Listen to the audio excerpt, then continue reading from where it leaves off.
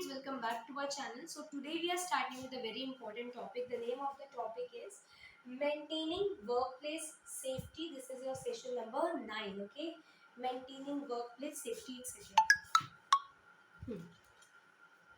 What is workplace? Workplace is an office or an organization where people are working. It can be a school or it can be any other office. Okay. Now, maintaining workplace safety, अगर आप कभी किसी office में visit करके आए हैं तो आपको ये पता होगा कि different different posters and boards लगे रहते हैं जिसमें होता है जैसे स्मोकिंग नॉट अलाउड या फिर एक फायर एक्सटिंग्विशर भी लगा रहता है, आपके स्कूल्स में भी होगा। तो ये सारे गैजेट्स और ये सारे पोस्टर्स ये बेसिकली सेफ्टी मेजर्स हैं जो कि उस ऑफिस में लिए जा रही हैं। उसके अलावा भी बहुत सारी आपको वहाँ पे ऐसे tools and gadgets and posters दिखेंगे जो कि वेरियस सेफ्टी मेजर्स को बता रहे होते हैं। कई ऑफिसेज में स्कूल्स में एक बड़ा सा बोर्ड होता है जिसमें एक मैप बना होता है कि अगर आग लग जाती है तो आपको किस जगह पर और कैसे किस रास्ते से बाहर निकलना होगा उस बिल्डिंग की। ये सब आपको अपने स्कूल्स में अपने ऑफिसेज में दिखेगा। ठीक है, तो अब देखते हैं हम सबसे पहले basic safety rules to allow to follow at work place, यानी कि कौन कौन से सेफ्टी रूल्स हैं जो कि किसी वर्क प्लेस पे फॉलो किए जाते हैं। सो इनको लर्न करना होगा आपको। Fire safety, falls and slip safety, electrical safety and use of first aid. हम इन सबको डिटेल में देखते हैं सबसे पहले, लेकिन उससे भी पहले हम एक चीज़ और देखते हैं कि ये fire safety, falls and slip safety, electrical safety, use of first aid, ये सब चीज़ें क्या हैं। देखो, फायर यानी आग लग जाना, तो ऑफिस में आपने फायर एक्सटिंग्विशर्स देखे होंगे या एक मैप बना रहता है वो भी देखा होगा, अपने स्कूल्स में भी देखा होगा, जिसमें क्या रहता है कि आपको वो रास्ता दिखाया होता है कि अगर कोई भी दुर्घटना हो जाती है ऐसी, यानी कहीं आग लग जाती है बिल्डिंग के किसी इलाके में, तो उस जगह से आपको कैसे बाहर निकल के आना है। फायर एक्सटिंग्विशर्स भी होते हैं, ये आपने देखा है कि these are the fire safety measures, की आग लग जाए उससे बचने के तरीके, अपने आप को बचाने के तरीके, किस तरह से आग लगने पर बाहर निकलना। तो these are the fire safety measures. Falls and slip safety, falls and slip safety, falls and slip safety का मतलब है कि वर्किंग एरियाज में, स्कूल्स में, ऑफिस में देखा होगा आपने भी कि कई बार बच्चे गिर जाते हैं। ऑफिस में कोई इंसान है जो गिर जाए, है ना, उसका पैर स्लिप हो जाए और वो गिर जाए, तो इन सब चीज़ों से कैसे बचा जाए। अगर इंसान कोई गिर जाता है तो उसके फ्रैक्चर्स हो सकते हैं, बहुत सारी अदर इश्यूज हो सकते हैं उसके साथ, है ना। अगर वो गिर जाता है, वो स्लिप हो जाता है, स्टेयर्स से गिर जाता है, इन सब इश्यूज को, इन सब प्रॉब्लम्स से बचने के लिए हमने क्या ली है, फॉल्स एंड स्लिप सेफ्टी ली है। फॉल्स एंड स्लिप सेफ्टी यानी कि ऐसे मेजर्स जो प्रिवेंट कर सके फॉल्स एंड स्लिप को। फॉल्स एंड स्लिप यानी कि गिरने को, गिर जाने को। ठीक है। इलेक्ट्रिकल सेफ्टी, किसी भी ऑफिस में, ऑर्गेनाइजेशन में, फैक्ट्री में इलेक्ट्रिसिटी का बहुत यूज होता है। इलेक्ट्रिकल इक्विपमेंट होता है जिन्हें बहुत ऑपरेट करना पड़ता है, और इलेक्ट्रिकल इक्विपमेंट्स में इलेक्ट्रिसिटी जो रन करती है ना, इट इज़ वेरी हार्मफुल, वो बहुत ज़्यादा हार्मफुल होती है। अगर आपको इलेक्ट्रिक इक्विपमेंट्स को ढंग से यूज़ करना नहीं आता और इलेक्ट्रिसिटी, तो फिर आपको हो सकता है कि शॉक्स लग जाए, आपकी डेथ भी हो सकती है इन शॉक्स की वजह से। तो आपको इलेक्ट्रिकल सेफ्टी के बारे में पता होना चाहिए, यानी कि how to use various equipments और devices which are electrical devices. ठीक है। Then use of first aid, very important. First aid box तो बहुत बार सुना है लेकिन पता शायद नहीं होगा कि फर्स्ट एड क्या है। ऑल्दो मेनी ऑफ यू में नो, एंड मेरे हिसाब से सबको ही पता होगा, बट अगर आपको नहीं पता फर्स्ट एड क्या है, तो एड का मतलब है इलाज। ठीक है, एक सेकंड।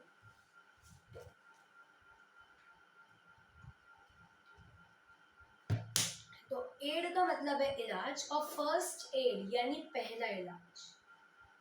पहला इलाज का क्या मतलब है, अज्यूम करो कि आपके घर में किसी को, आपके घर में नहीं, ठीक है, अज्यूम करो कि किसी पर्सन को, एक्सवाइजेड पर्सन को चोट लग गई है, ठीक है, बिकॉज ऑफ एनी रीजन उसे चोट लग गई है, अब आप क्या करोगे, और वो चोट थोड़ी गंभीर है, ठीक है, क्या आप सीधा उसको हॉस्पिटल ले जाओगे, उसके ब्लीडिंग हो रही है हाथों में या जहाँ भी चोट लगी है, क्या सीधा हॉस्पिटल ले जाओगे, या फिर आप ये कोशिश नहीं करोगे घर पे कि थोड़ा सा इलाज हम कर दें, इतना कर दें कि अभी के पॉइंट से हॉस्पिटल के पॉइंट तक वो सरवाइव तो कर जाए। कई चोटें, कई इंजरी ऐसी होती है कि इंसान की ऑन द स्पॉट डेथ हो जाती है, ठीक है, बहुत बहुत बुरी बीमार, बहुत बुरी इंजरीज होती है, वो हेड इंजरीज हो गई इस तरह। बट कई कंडीशंस में ऐसी इंजरीज नहीं होती है, नॉर्मल इंजरी होती है, लेकिन नॉर्मल इंजरी भी बन सकती है एक डेडली इंजरी। तो ज़रूरी क्या है कि उस इंजरी का ऑन द स्पॉट इलाज शुरू हो जाए। अगर किसी इंसान के चोट लगी तो इस स्पॉट पर ही उसका इलाज शुरू कर दिया जाए। इलाज का मतलब ये नहीं है कि आप डॉक्टर बन जाएं और आप उसका सारा इलाज कर दें, नहीं। ओनली फर्स्ट एड इलाज। फर्स्ट एड इलाज में क्या आता है कि अगर उस इंसान के बहुत खून बह रहा है तो कोशिश की जाए कि कपड़ा बांध के या अच्छे से किसी साफ से पट्टी को यूज करके वो खून को रोकने की कोशिश की जाए, सो दैट पर्सन जो है वो एट प्रेजेंट सर्वाइव कर जाए, और फिर उसे हॉस्पिटल ले जाया जाए। दिस इज योर हॉस्पिटल, ठीक है, हॉस्पिटल ले जाया जाए और वहां पे होगा उसका प्रॉपर ट्रीटमेंट। प्रॉपर ट्रीटमेंट होगा हॉस्पिटल में। अभी जो आपने ट्रीटमेंट किया था, जो इलाज किया था, दैट वाज जस्ट कि वो इंसान थोड़ा सरवाइव कर जाए, ठीक है, थोड़ा इंसान वो सरवाइव कर जाए।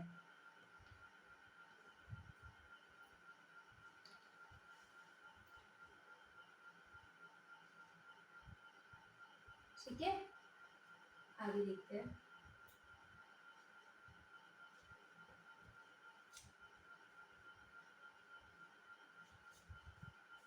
Basic fire safety rules in an organisation are. Basic fire safety rules यानी कि आग से बचने के कौन कौन से रूल्स किसी भी ऑर्गेनाइजेशन में होते हैं।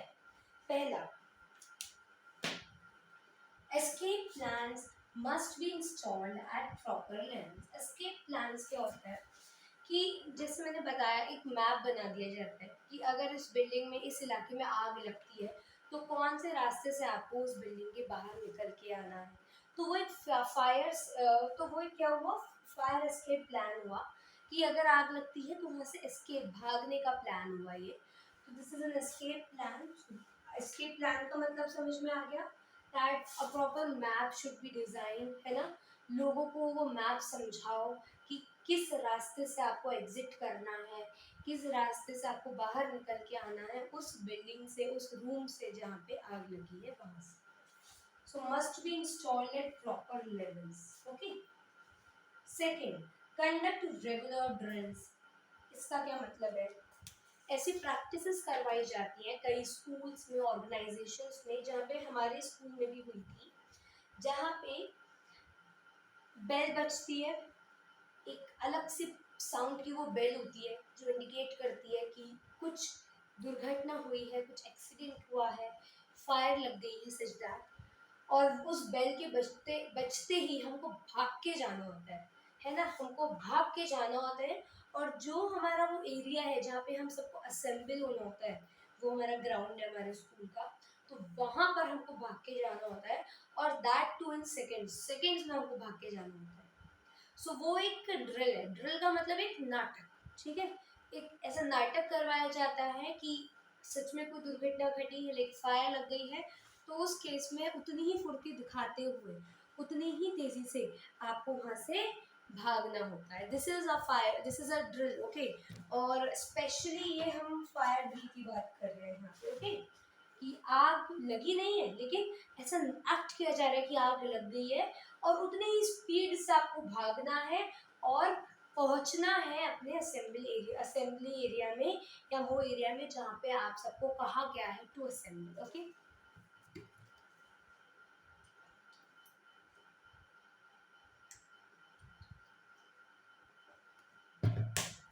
Now, smoke alarms must be placed at proper intervals. Smoke alarms must be placed at proper intervals. इसका क्या मतलब है कि आज इतनी ज़्यादा डेवलपमेंट हो गई है, टेक्नोलॉजी इतनी अच्छी आ गई है कि अब कहीं पर भी आग लगती है ना, तो ऐसी डिवाइसेस होती हैं जो कि खूब तेज आवाज़ करने लग जाती है, और उस आवाज़ का ही मतलब ये होता है कि now it is the time to escape out, भागने का टाइम है और अपने उस एरिया में पहुंचने का टाइम है जहाँ पे आपको असेंबल होने को कहा जाता है जब भी फायर लगती है, तो उस समय पर। तो फायर एस्केप प्लान्स में एक बहुत ही इम्पोर्टेंट रोल आता है इन अलार्म्स का। ये अलार्म्स होती हैं, ऐसी घंटियाँ होती हैं जो कि बहुत तेज बजना शुरू कर जाती हैं जैसे ही उनको अपने आसपास के एरिया में स्मोक, धुआं उठता दिखता है। धुआं क्या है, आगे तो है, दैट इज द थिंग। ये स्कूल्स में भी होती है कि अगर किसी स्कूल में या किसी जगह पे आग लगती है तो ये जो स्मोक अलार्म्स है ये खूब तेज बजना शुरू कर देती है। इससे बच्चों को पता चल जाता है, टीचर्स को पता चल जाता है, पूरे स्टाफ को पता चल जाता है कि आग लग गई है, हमको भागना है इस इलाके से। ठीक है, ये okay. So smoke alarms must be placed at proper intervals. अब मान लो आपका स्कूल इतना बड़ा है या आपका ऑर्गेनाइजेशन इतना बड़ा है और यहाँ पर लोकेटेड है वो स्मोक अलार्म, तो इसके बॉर्डर के बाजू के इलाके में तो पता चल जाएगा कि यार आग लगी है, पता चल जाएगा। लेकिन अगर आग यहाँ लगी हो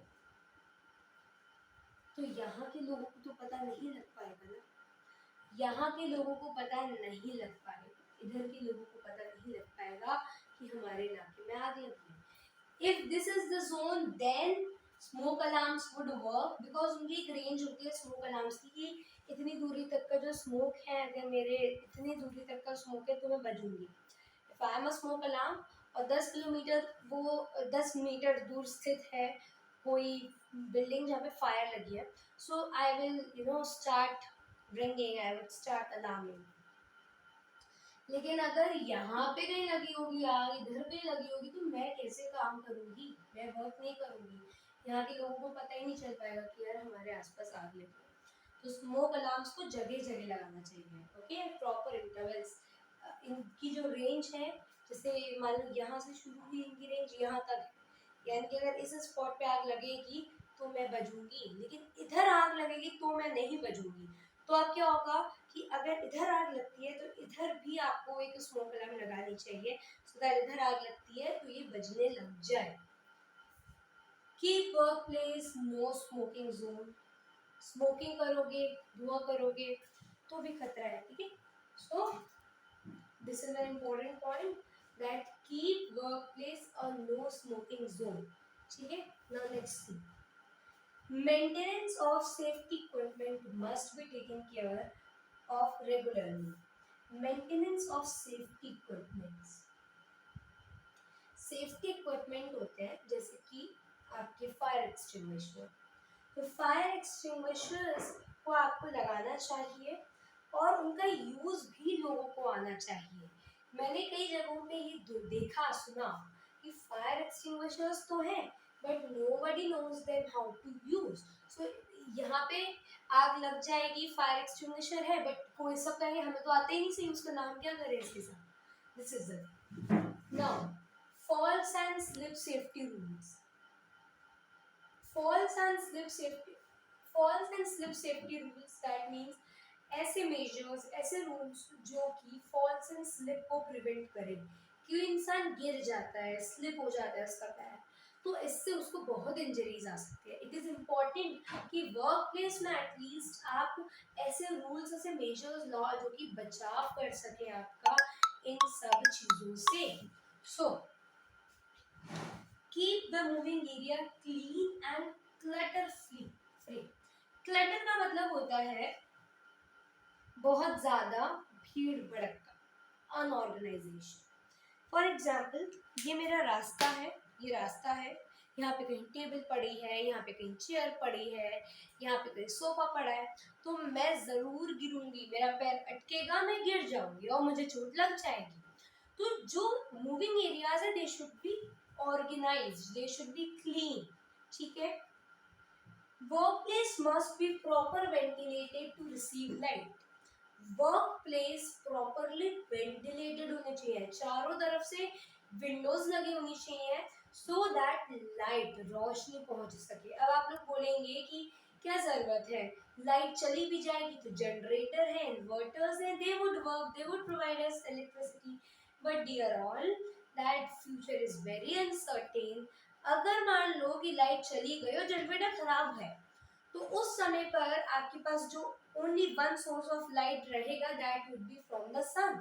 तो वेंटिलेशन बहुत जरूरी है सो दैट सनलाइट आपके पास एंटर कर सके। इन केस अगर आपके पास लाइट नहीं है, प्रॉपर सोर्स ऑफ लाइट नहीं है, ठीक है, कहीं से भी जनरेटर काम नहीं कर रहा है, इलेक्ट्रिसिटी काम नहीं कर रही है, तो उस समय पर एटलीस्ट आपको सनलाइट मिल जाए, उससे आपको कम से कम रास्ता तो दिखाई दे चलने फिरने का। This is what they are saying. Wear non slippery footwears, चप्पलें सैंडल्स हम ऑफिस में जब पहन के जाएं तो हमें ऐसी स्लीपर्स, ऐसे फुटवियर्स पहनने चाहिए जो कि नॉन स्लिपरी हो, जो कि स्लिप नहीं होते हो। ऐसे अगर स्लिप होंगे तो आप स्लिप हो जाओगे, अगर स्लिप नहीं होंगे तो आप स्लिप हो जाओगे, they should not be slippery, ठीक है। ये भी एक इम्पॉर्टेंट चीज है।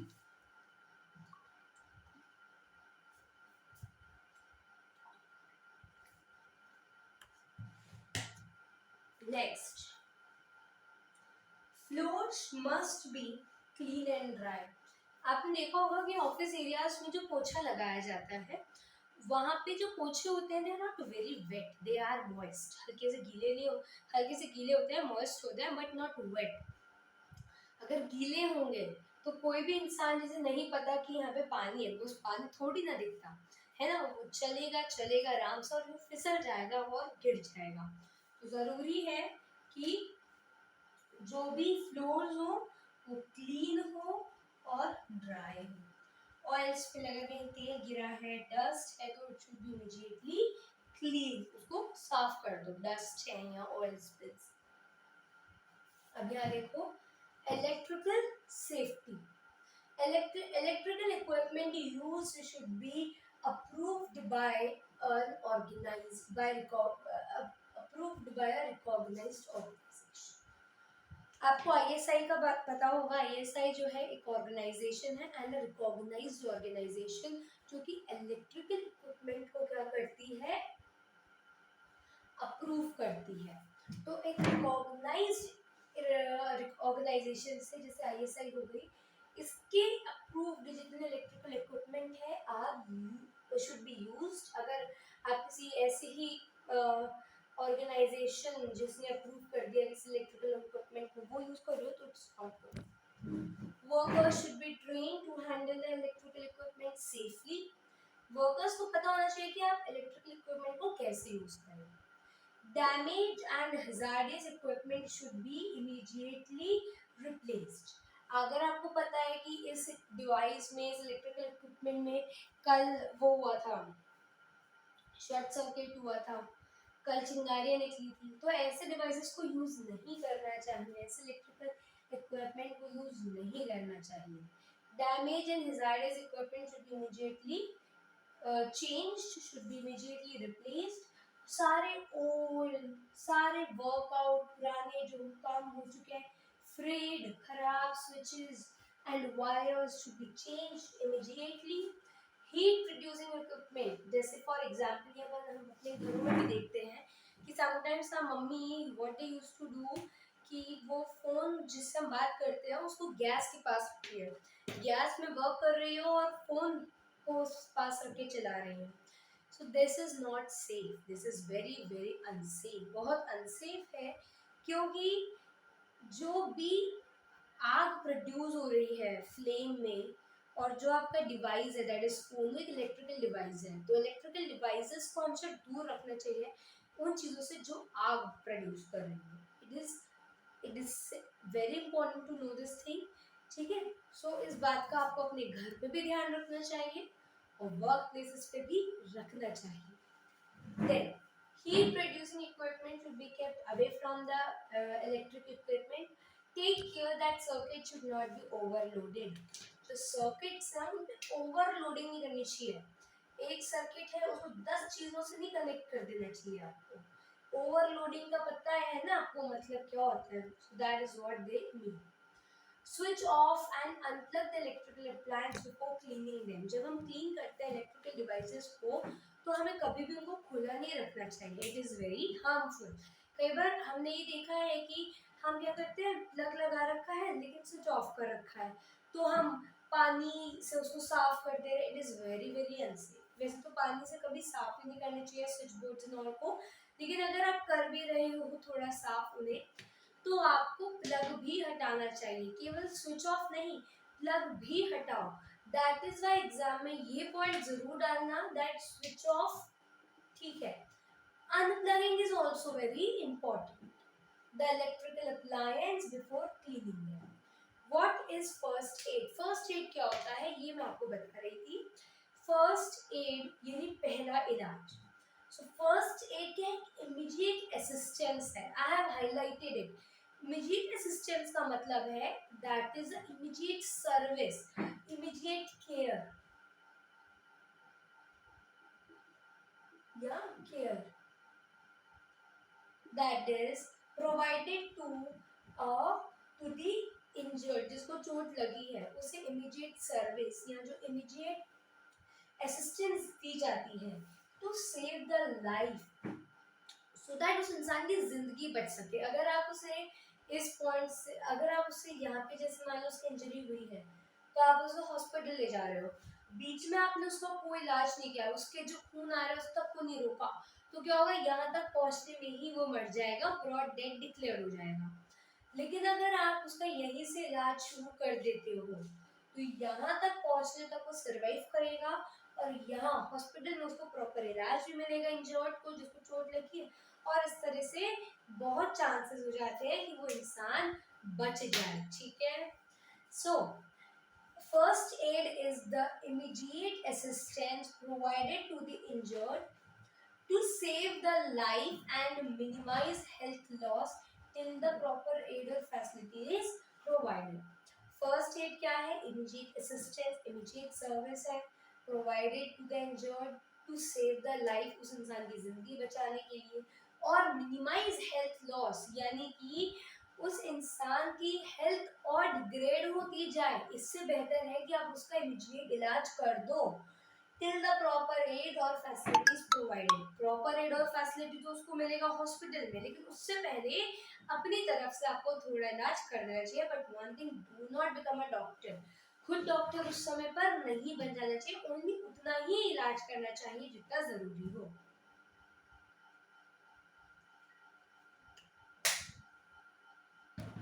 Then assured the injured to remain calm and not to panic.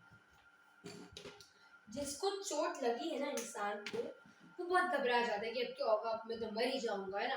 तो उस इंसान को बोलो कि काम रहे और पैनिक ना करे। जितना काम रहेगा, जितना शांत रहेगा, उतना जल्दी वो भी ठीक हो पाएगा। और पैनिक करने से, शोर मचाने से कुछ भी नहीं अच्छा होता है। We know this thing. Keep them warm if they are under shock. कई बार होता है कि ऐसी चोट लगती है कि इंसान शॉक में आ जाता है, कोई मूवमेंट नहीं करता अपने, वैसे वो लाइव होता है, जिंदा होता है, बट मूवमेंट नहीं करता है। उस केस में आपको हाथों को रब करना चाहिए, पैरों को रब करना चाहिए। That is in the case of the shock, जब वो इंसान कोई मूवमेंट नहीं कर रहा हो, that is during the electric shock. ज्यादा इलेक्ट्रिक शॉक होते हैं तब ऐसा होता है। अदरवाइज अगर हाँ कोई चोट लग जाती है, ब्रेन इंजरी ज्यादा, तो उस समय पर भी दिक्कत आती है। उस समय पर जो फर्स्ट एड होता है that is to warm up the body by rubbing the hands of the legs. Do not move the victim in case of back or neck injury. गर्दन की या पीठ की चोट है तो उस समय पर आप उस इंसान को ज्यादा मूव नहीं कर पाओ। What is occupational hazard at workplace? Occupational hazard होता है एक ऐसा हिसार, एक ऐसा बीमारी जो ऑक्यूपेशन, जो कि वर्क प्लेस पे होती हो। ऑक्यूपेशनल हिजार्ड यानी वो हिजार्ड, वो इलनेस जो कि कब होती हो, वर्क प्लेस पे होती हो, ठीक है। दैट मीन्स एक ऐसा हिजार्ड जो कि वर्क प्लेस, ऐसा इलनेस जो कि वर्क प्लेस पे होता है, उसे हम हिजार्ड कहते हैं।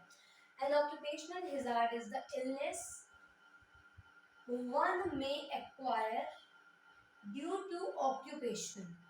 The types of occupational hazards, now see this is not in your course, that is why आपको बहुत डिटेल में नहीं बता रखा है what is the physical hazard and chemical hazard, लेकिन बस आपको नाम लिखे हुए हैं. It is your homework कि आपको क्या करना है, इन hazards के बारे में सर्च करना है. फिजिकल hazard है, केमिकल hazard है, बायोलॉजिकल hazard है, बिहेवियरल hazard है, रेडियोलॉजिकल hazard है, एर्गोनॉमिक hazard है. अब एक एग्जाम्पल दिया है कि इंसान है जो कि केमिकल फैक्ट्री में वर्क करता है, so may get affected due to certain chemical. हो सकता है किसी केमिकल की वजह से उसकी बॉडी में बर्न्स आ जाए, उसका बॉडी का कोई पार्ट जल जाए, so that is because of the chemicals. Okay, in your course book, three examples are given to you. In your course book, three examples are given to you. Basically, three case studies are given to you. The first is about about a hazard in a chemical factory. Then the other one is about a hazard because of the electric shock. Then the third one the was a fire. Was about the hazard in a it was a hazard in a storehouse. Okay, in a shop, I think. Yeah, it was a shop, and that was a hazard of the fire. Okay, तो वो क्या था, एक fire का hazard था. Okay, and that hazard was in a shop. Okay, तीनों को बताएंगे हम आपको. द फर्स्ट वन was कि एक इंसान था जिसका नाम था रामदीन. वो काम करता था एक केमिकल फैक्ट्री में, जहाँ पे केमिकल्स या एसिड्स बनाए जाते थे. उसका काम क्या था कि वो डिस्पेंसर की शॉप से एसिड्स को लेकर के जाता था फैक्ट्री में. एक बार ऐसा ही वो कर रहा था, लेकिन हुआ क्या कि वो जो फ्लास्क था जिसमें एसिड भरा हुआ था, उसका कैप ढंग से नहीं लगा था.